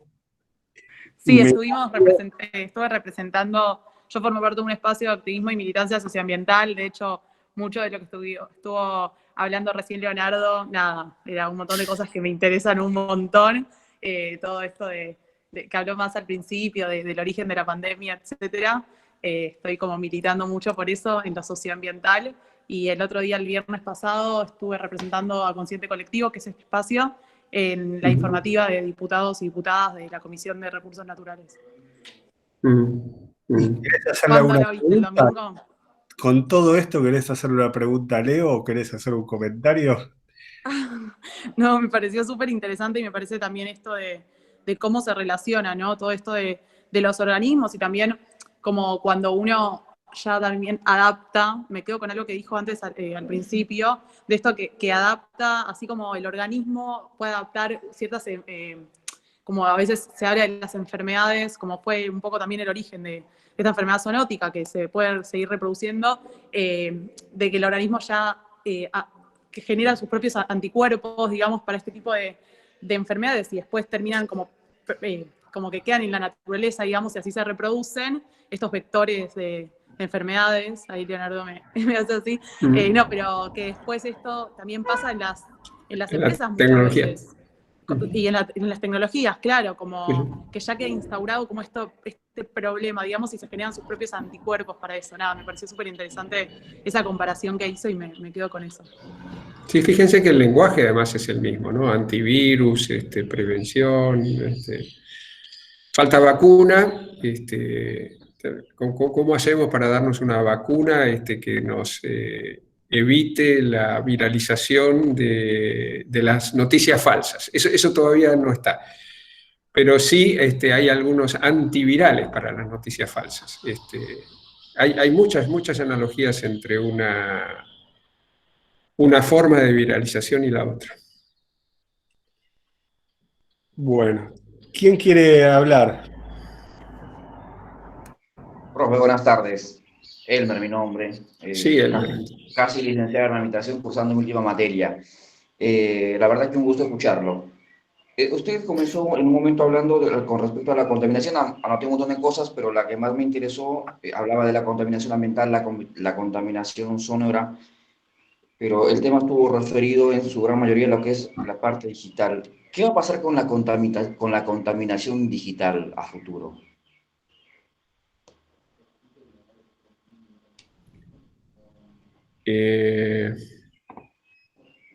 Tenés que tener en cuenta, Elmer, que le estás preguntando a un escéptico. Con lo cual mi respuesta es, va a pasar lo mismo que lo que me parece que va a pasar con la contaminación ambiental y que va a pasar con la contaminación biológica, que es que vamos a perder la batalla. Porque no hay alineamiento a nivel de las respuestas, y no hay un poder global que permita que esas respuestas se alineen. Entonces, yo que he desarrollado, estas son las cosas que yo no dije, pero bueno, tu pregunta me sirve. Del lado de la derecha, de esos cuadritos que yo presenté donde superpuse transformación biológica y transformación tecnológica o digital, del lado de la derecha tengo la bioética. O sea, existiría teóricamente la posibilidad de codificar y de desarrollar ciertas prácticas que evitaran la contaminación, que evitaran la viralización, que evitaran o que previnieran la transmutación o la mutación, digamos, biológica de los virus en este caso. Pero por el contrario, lo que está pasando es que esas normas de bioética no solo no se están cumpliendo, sino que se están transgrediendo. Y entonces existen, aun cuando puedan ser teorías conspirativas, algunas y bastante fundadas en algunos casos, presunciones de que esos bichos han mutado en un laboratorio, no han mutado, digamos, naturalmente, por así decirlo. Podría llegar a pasar. Y del lado de la tecnoética, porque así como tengo biotecnología, tengo tecnología ética asociada a la tecnología. Y yo tengo mucho trabajo hecho en relación con el tema de la tecnoética y cuáles deberían ser, digamos, las normas que deberían seguirse a los efectos de evitar la contaminación digital, por ejemplo, en este caso. Pero la contaminación digital, que es lo que está haciendo Facebook, lo que está haciendo Mark Zuckerberg, es precisamente lo que Mark Zuckerberg no quiere dejar de hacer, porque su negocio consiste en contaminar. digitalmente, y porque los incentivos están todos alineados para que él siga contaminando. Ahora hay un movimiento en Estados Unidos donde parecería ser que empieza a haber una reacción por parte del Poder Legislativo y hay audiencias, etcétera, etcétera. Pero me da la impresión de que es una batalla perdida. Todo lo que ha pasado, por ejemplo, digamos, consecuencias de la contaminación digital es el hecho de que Facebook haya vendido a Cambridge Analytics un perfil de 70 millones de votantes en Estados Unidos que, según, digamos, fundadas investigaciones, han torcido el resultado de la elección en favor de Trump y en detrimento de Hillary Clinton, porque se concentraron en 3 estados que eran los que, digamos, inclinaban el fiel de la balanza para un lado o para otro. Con lo cual, si tu pregunta es qué va a pasar, mi respuesta breve es nada bueno. Lo cual no quita que todos tengamos que hacer cosas como las que hace Adriana, que es embarcarnos en algún grado de militancia para tratar de evitar que eso ocurra, aun cuando sepamos que la batalla está perdida de antemano. Hay un autor por allí que dice que no hay nada más digno que emprender una batalla aun cuando se sepa de antemano que uno va a ser derrotado.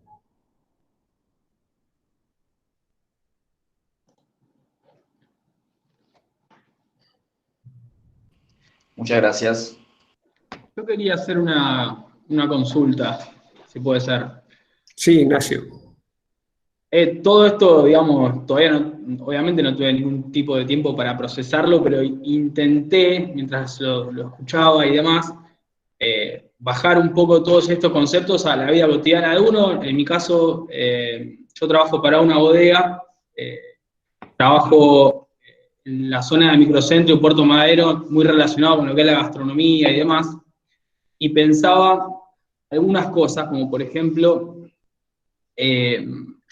bueno, me pasa muy seguido que voy por el centro, yo no sé si alguien tuvo la oportunidad de ir, la mitad del centro está cerrado, con todos los locales por alquilar o sin ni siquiera, lo cual el cambio es increíble con respecto a lo del año pasado, por ejemplo, y muchas veces pienso y digo, ¿qué harías si yo mañana te regalo un local de acá en el centro?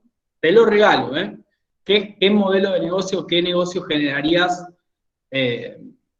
como para poder ser rentable? Entonces, lo que quería, digamos, consultar es lo siguiente, más allá de esta transformación digital y para dónde vamos, hay algunos modelos de negocio, como por ejemplo los restaurantes, principalmente, bueno, justo invito a que piensen en el microcentro porque es la zona más damnificada del país, quizás.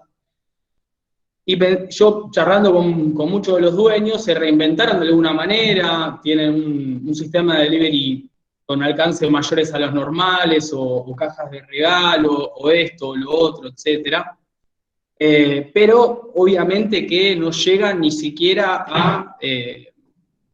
a poder estar a un 30% de su actividad. Entonces, justo que estaban hablando de esto del cambio o de las nuevas propuestas de los modelos de negocios, y lo que quería consultar es lo siguiente, esto que nos está pasando, esta transformación que trae el COVID, deja sin efecto, o por lo menos por unos años, algunos modelos de negocios que son insostenibles. Entonces, como por ejemplo ¿no? Un restaurante, imagínense un restaurante de buen nivel, que por más que haga el delivery que haga, no hay comparación.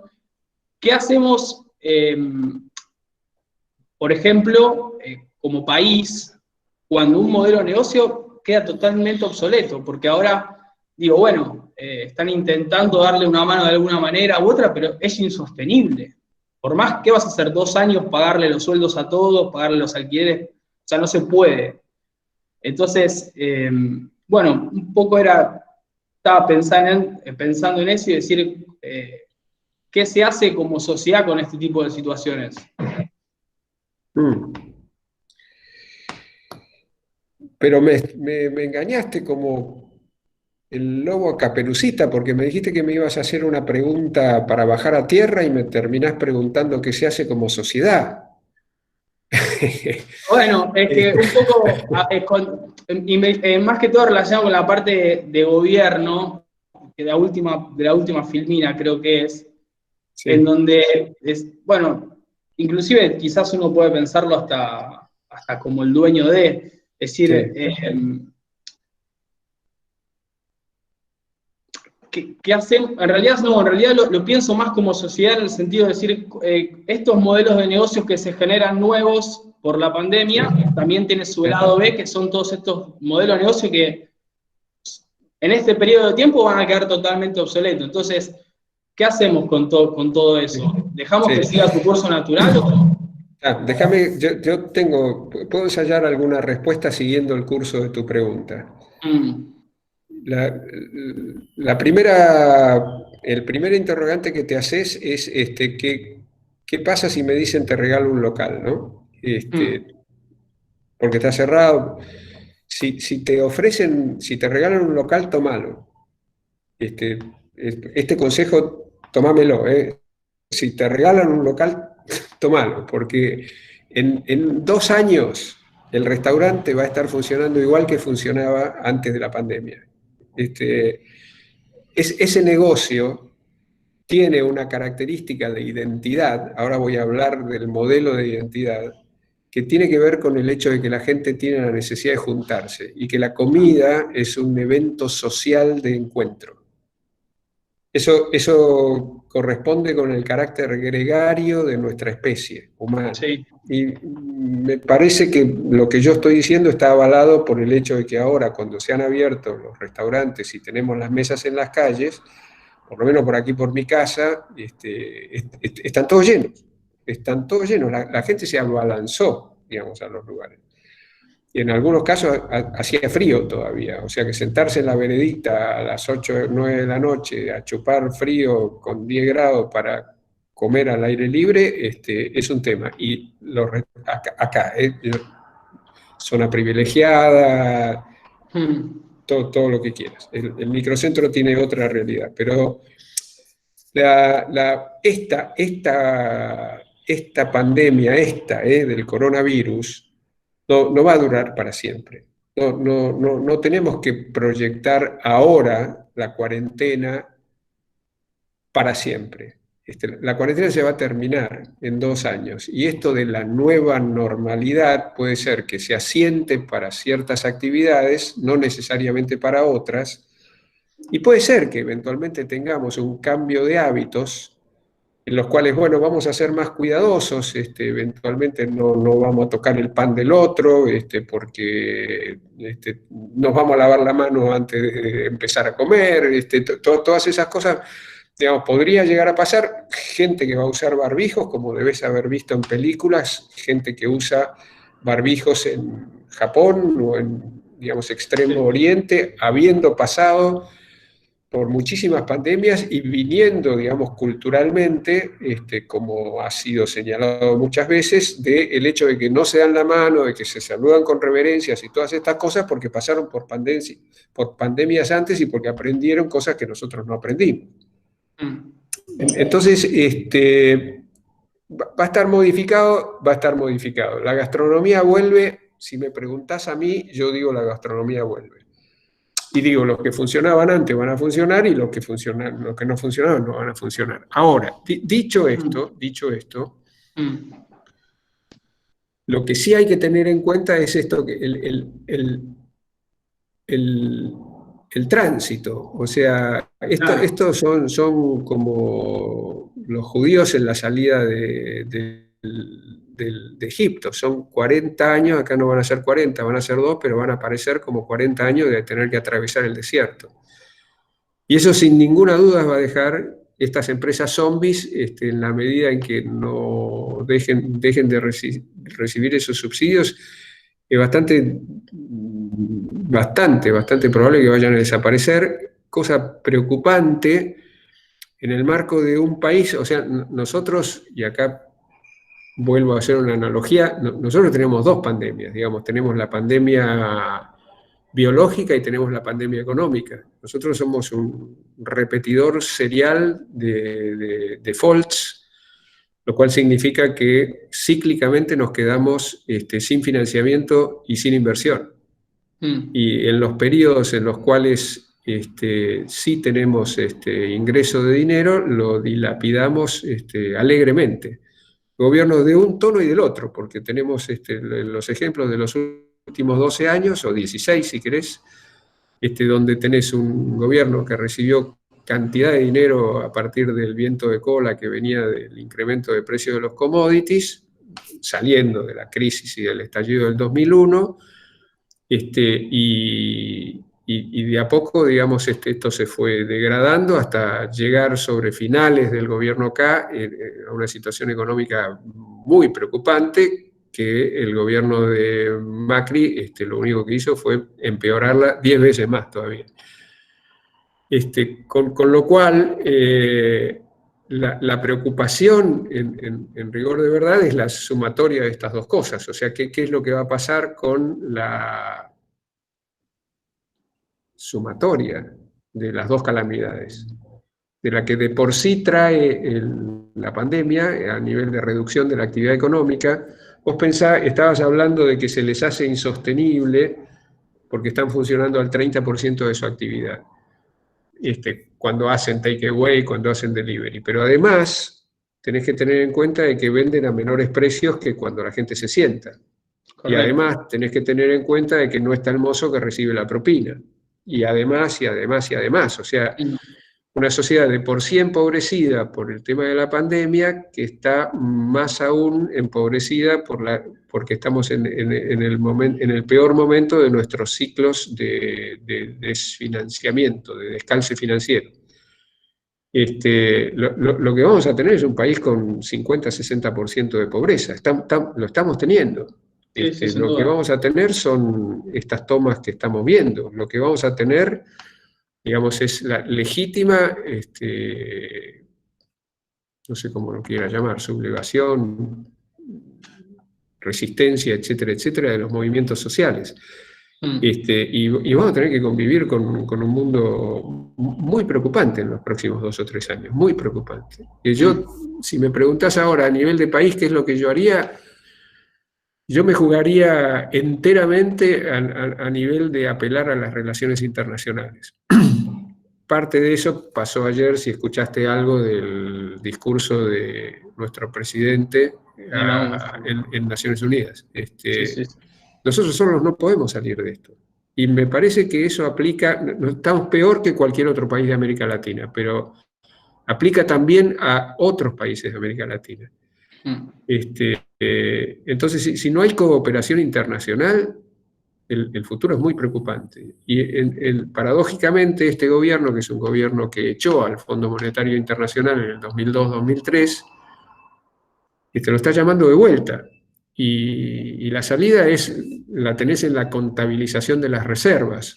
Si vos mirás el Banco Central, y te estoy contestando a nivel país, Sí. El Banco Central dice que tenemos 43 mil millones de dólares de reservas.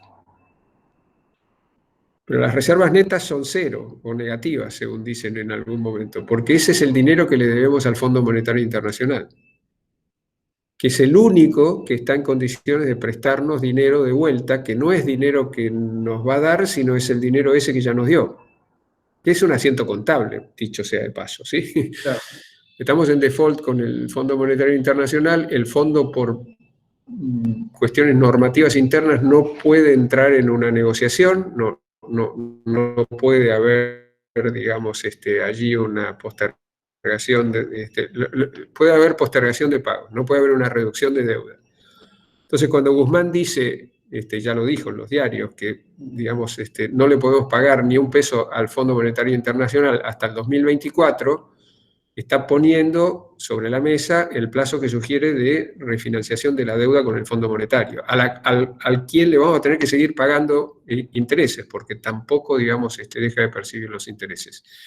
Y entonces lo que vas a tener, si esa fuera la posibilidad, es que esas reservas que hoy en realidad son un mero asiento contable y no las podemos utilizar, eventualmente podríamos llegar a utilizarlas para hacer lo que el gobierno ha dicho que haría en caso de tener financiación e inversión, y esas son políticas keynesianas, o sea, impulsar la obra pública, la inversión del Estado, para de a poco entrar a girar otra vez la economía y restituir todo el consumo que se perdió,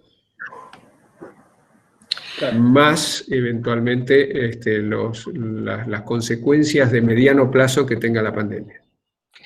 Bueno, gracias por la respuesta. Disculpen quizás por la incongruencia de la pregunta, pero agradecido. Está perfecto, ¿no? Yo te contesté arriba, te contesté abajo y volví arriba, así que... Un espectáculo, gracias. ¿Puedo, Darío, decir algo? Esperá que hay dos chicos que hicieron preguntas, Eduardo Torello y Leonardo Norato. Como no, la Eduardo la leo, pero no la entiendo la pregunta, te propongo que la hagas vos. Acá estoy, hola, ¿cómo va? Hola, Eduardo, ¿qué tal? Darío. Sí, ahí te vuelvo a decir la pregunta. La semana pasada, cuando nos habló Gustavo, nos habló que se venía un nuevo paradigma de que iban a haber pandemias cada 5 años. ¿Quién es Gustavo? Perdón, yo no sé quién es Gustavo. Gustavo Stecher es un profesor de una universidad de Nueva York que nos acompañó la clase pasada. Él se dedica a temas de identidad corporativa y... Perdón la interrupción, entonces. Pandemias cada 5 años.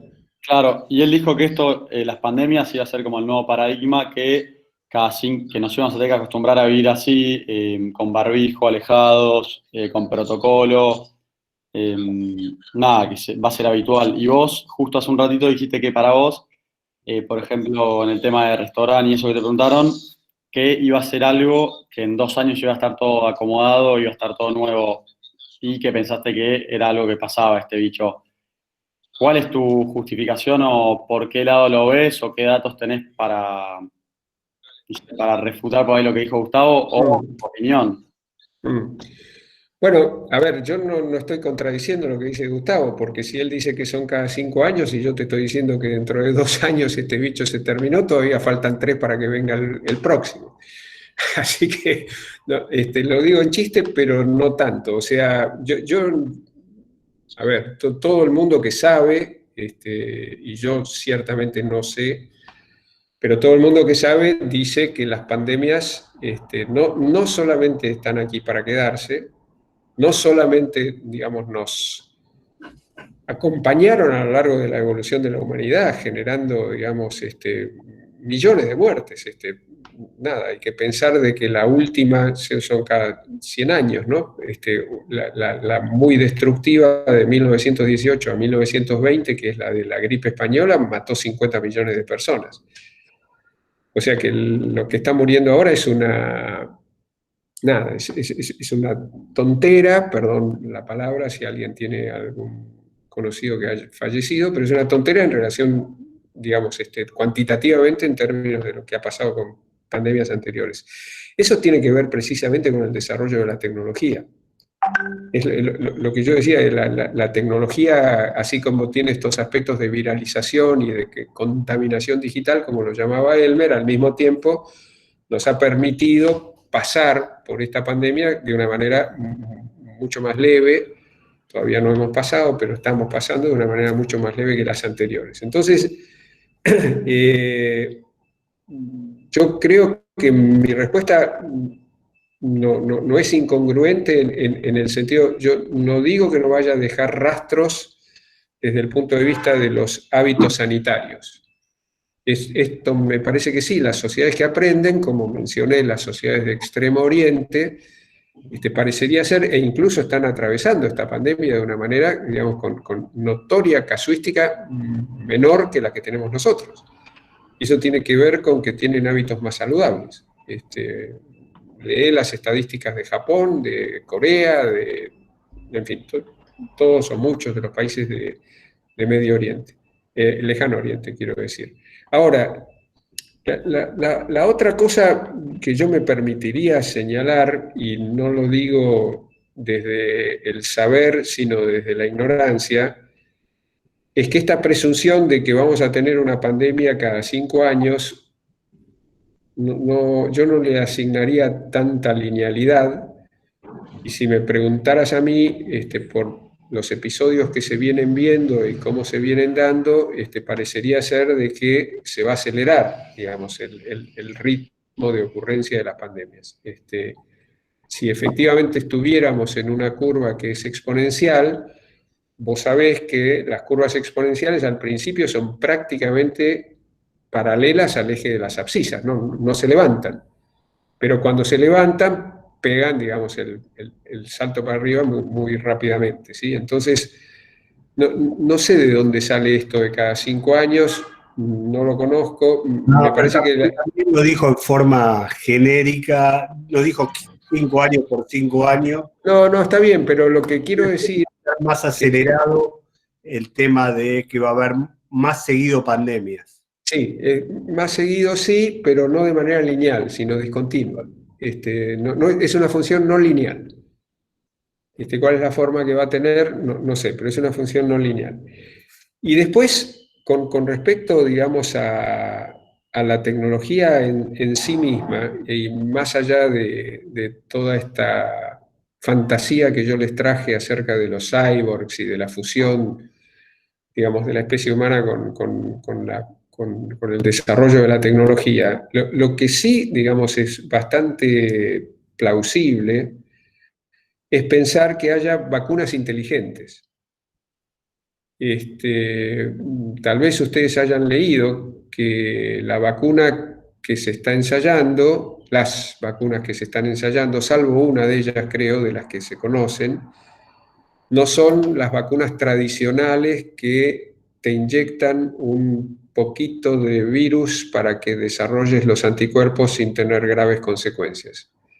Y entonces reacciona el sistema inmunológico, genera los anticuerpos y eso eventualmente te protege. Y por eso además las vacunas no te protegen todo el tiempo, porque digamos esas defensas luego van bajando y como en general digamos los ataques son estacionales, a la vez siguiente te tenés que volver a vacunar y te tenés que volver a vacunar porque además cambió la cepa, ¿sí? Las vacunas que se están desarrollando ahora, aquí en particular la que se está probando de Pfizer y las de AstraZeneca junto con Oxford y creo que la de Moderna en Estados Unidos también, tienen un principio completamente distinto, que es que te enchufan, digamos, un código genético que hace que tu cuerpo produzca los anticuerpos necesarios para atacar, en este caso, al coronavirus. O sea, no te están enchufando pequeñas dosis de coronavirus, sino que te enchufan un código genético que reconoce y desarrolla los anticuerpos para combatir al coronavirus, en este caso. Y que así como es capaz de generar la ciencia ese código genético, es probable que pueda desarrollar algún sistema de más amplio espectro, que no tenga, digamos, la especificidad de un código genético solamente para un virus, sino que pueda tener un abanico de posibilidades. Con lo cual, yo no quiero decir que va a haber una vacuna que puede eliminar todo ataque viral, pero lo que sí quiero decir es que esas vacunas es presumible que también se puedan ir desarrollando, tanto como se pueden ir desarrollando las pandemias, y a lo mejor, no digo que haya un equilibrio necesariamente, pero a lo mejor puede haber algún tipo de mitigación y de contrarrestar los efectos de futuras pandemias. O sea, no nos olvidemos, yo mencioné las metodologías ágiles. Así como estamos utilizando metodologías ágiles a nivel de tecnología digital y de transformación digital, también se están usando metodologías ágiles a nivel de transformación biológica. Y los laboratorios están haciendo cosas y ensayando cosas que nunca hicieron antes. No solo lo hacen más rápido, sino que están ensayando nuevas soluciones. Y de ese lado también pueden venir otros resultados, ¿no? Leo, Ariana quería hacer una pregunta y después Leonardo y José Ignacio hacen 2 preguntas que después te las voy a resumir en una, pues están muy relacionadas. Muy bien, vamos con Ariana.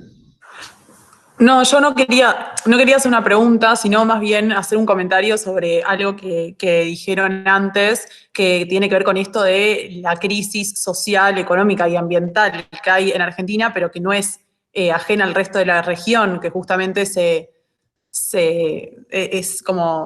habla de lo mismo, esto de que está pasando ahora, por ejemplo, en nuestro país, con las quemas, etcétera, y todos los incendios que están habiendo en el norte, también está pasando en el resto de la región, y como un poco este reconocimiento legítimo de la deuda ecológica del norte global que debería haber hacia el sur, ¿no? Esto de que, o sea, nuestro sistema financiero y económico, como vos bien dijiste, requiere de un crecimiento constante del PBI que no es compatible con un mundo con recursos limitados. Entonces, lo que necesitamos como cierto equilibrio ecológico, que en definitiva se basa en la preservación de bienes comunes latinoamericanos, como por eso también las economías del norte miraban con tanto, están mirando los incendios y lo que ahora está pasando en el Delta y lo que pasó hace unos años, hace un año en el Amazonas, y estos mismos estados los que lideran los organismos de financiamiento internacional, en los que América Latina está tan endeudado como es el FMI, que también mencionaste antes vos, Leonardo. Y bueno, me parece importante este concepto de justicia climática, que implica que los países con mayores ingresos puedan colaborar con esta transición que se viene para países como, o sea, una transición justa para países como de América Latina, mediante una condonación, digamos, parcial o total de la deuda externa que tiene esta región. Sí, me gustaría señalarte algo al respecto, para abonar lo que estás diciendo por un lado y para marcar cuál, a mi juicio, es el obstáculo por el otro. Debes saber que como salida de la posguerra, me refiero a la Segunda Guerra Mundial, lo que los países ganadores instrumentaron fue un plan Marshall, digamos, que fue otorgarle dinero a los países que habían sido destruidos por la guerra para que pudieran reconstruirse, en la convicción de que era imposible que pudieran salir si no tenían ese financiamiento. O sea, eso ya pasó en la historia de la humanidad. ¿Podría volver a pasar? La pregunta es legítima porque en ese momento no teníamos un régimen tan rabiosamente neoliberal capitalista. Digamos, lo que sobrevino al Plan Marshall son, según dicen algunos de los historiadores económicos, geoeconómicos, socioeconómicos del mundo, lo que sobrevino fueron los 30 mejores años de la humanidad, que es entre 1950 y 1980 que se desarrolla lo que se llama la economía del bienestar. Eso empieza a ser sistemáticamente destruido a fines de la década del 80, consenso de Washington mediante y todo lo que tiene que ver con la imposición, y es el desacople entre el capitalismo, que en origen estaba fuertemente arraigado en valores que tenían que ver con una cierta distribución de la riqueza, y un capitalismo concentrado como tenemos ahora, que se deshizo de esos valores y que por el contrario generó una concentración de la riqueza que es inédita en toda la historia de la humanidad. Entonces, ahí tenés la tensión entre una humanidad que fue capaz de hacer un plan Marshall y que debería estar haciendo otro ahora, pero que está gobernado, digamos, por gente que es incapaz siquiera de imaginárselo. Es muy fácil para los países del norte, además que están en semejante, digamos, grado de deterioro económico como el nuestro, es muy fácil para ellos porque Estados Unidos tiene la maquinita de producir dólares, Europa tiene la maquinita de producir euros, Japón tiene la maquinita de producir yens, y entonces ellos financian el déficit con emisión, pero no tienen ninguna consecuencia. Porque hay un descalce, como no hay consumo, digamos, la emisión no genera inflación. Y entonces tenemos una circunstancia inédita por la duración, en la cual durante muchos años ya hay una tremenda emisión. Esto no empezó ahora. Pensá en las crisis desde el 2008-2009 y toda esta cosa que en inglés se llama quantitative easing, que es aflojamiento cuantitativo, que en buen romance significa tirar los dólares por la ventana o los euros por la ventana. La última ayuda de la Unión Europea son 750.000 millones de euros a los países que están en problemas sin necesidad de que los devuelvan. Ya no es una cuestión de que la tasa es baja, es que es un regalo. Es un plan Marshall, pero es para ellos, solamente para ellos. Entonces, nosotros no tenemos esa facilidad y no hemos tenido tampoco la capacidad política, geopolítica, de unirnos como Latinoamérica y generar una unión latinoamericana como la Unión Europea ha podido generar esta unión. Si nosotros tuviéramos una moneda latinoamericana, es bastante probable que la emisión de esa moneda sirviera mucho más para desarrollar inversiones que los dólares que no tenemos, ¿sí? En fin, yo creo que es posible imaginarlo. La dificultad está en esta economía neoliberal capitalista y en el desprendimiento del capitalismo financiero y el capitalismo económico de base, ¿no? Leo, Leonardo y Honorato y José Ignacio López hicieron dos preguntas, pero José Ignacio López. Igual que el periodista amigo de Alfonsín. Así es, y padre de Pablo. ¿Tu papá? No, Pablo López era el hijo de José Ignacio López. Ajá, bien. Sí, la pregunta es... José Ignacio dice, bueno, que a través de todo este proceso, una aceleración digital y un cambio de formas de hacer en las organizaciones que tuvieron un impacto en el medio ambiente, en procesos que las compañías empezaron a hacer en forma más eficiente. Entonces preguntan ambos si entendés que esta sinergia de estos cambios que se vinieron para quedarse o habrá una vuelta atrás después de que pase la pandemia, ¿no? Sí, de vuelta les pido por favor que tengan en cuenta la respuesta de un escéptico. Y les pido que piensen que yo no soy un nativo escéptico. Yo no era, digamos, tan escéptico cuando era más joven que lo que soy ahora, habiendo visto cómo se comportan muchas de las empresas. Mi respuesta a esto es que todo aquello que sirva para mejorar la productividad, la eficiencia, la rentabilidad de la organización no solo va a permanecer, sino que se va a desarrollar, como bien lo dicen ustedes, de manera más acelerada, porque cosas que no se veían ahora se ven, se han transformado en visibles. Cosas que antes parecían imposibles, ahora de repente no son tan imposibles. O sea, gente que estaba, para decirlo en sencillo, y son ejemplos que ustedes tienen, no, el teletrabajo es imposible, ahora, nada, ¿quién puede decir que el teletrabajo es imposible? No es lo mismo, tiene sus problemas, etcétera, etcétera, pero, o sea, cosas que van a ir en mejora de la productividad, la eficiencia y la rentabilidad, no me cabe duda de que van a permanecer y se van a acelerar. Las cosas que aquí ocurrieron, casi diría yo simplemente porque de un día para el otro se paralizó el funcionamiento productivo y por ende, digamos, las consecuencias económicas, por ejemplo, las ventajas ambientales o las mejoras ambientales.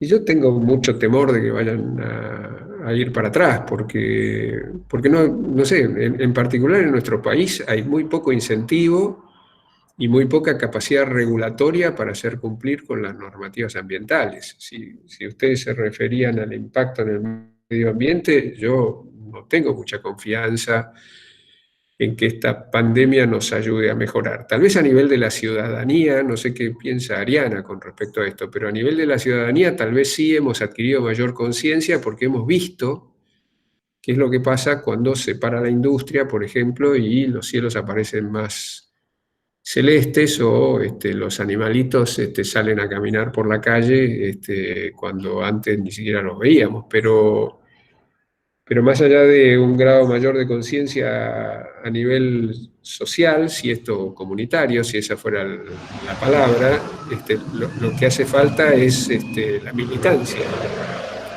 Y la militancia tiene que ver con el ejercicio del poder. Y en el ejercicio del poder, por ahora, gana la política. No sé si gana el bien común. Bueno, ¿alguna pregunta? Leo, no sé cómo venís vos de tiempo. No, yo no tengo problema. Para mí las 7 de la tarde ya es horario de descanso. Así que todo bien.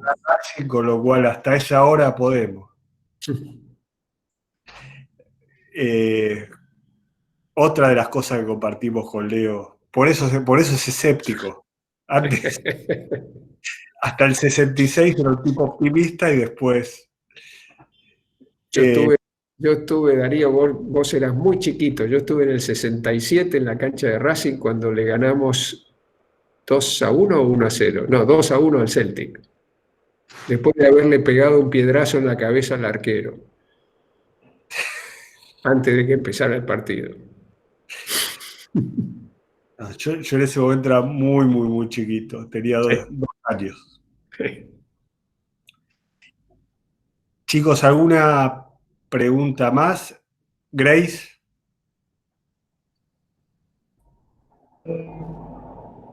Sí, preguntas tengo 1.000.000, pero ya estamos todos cansados.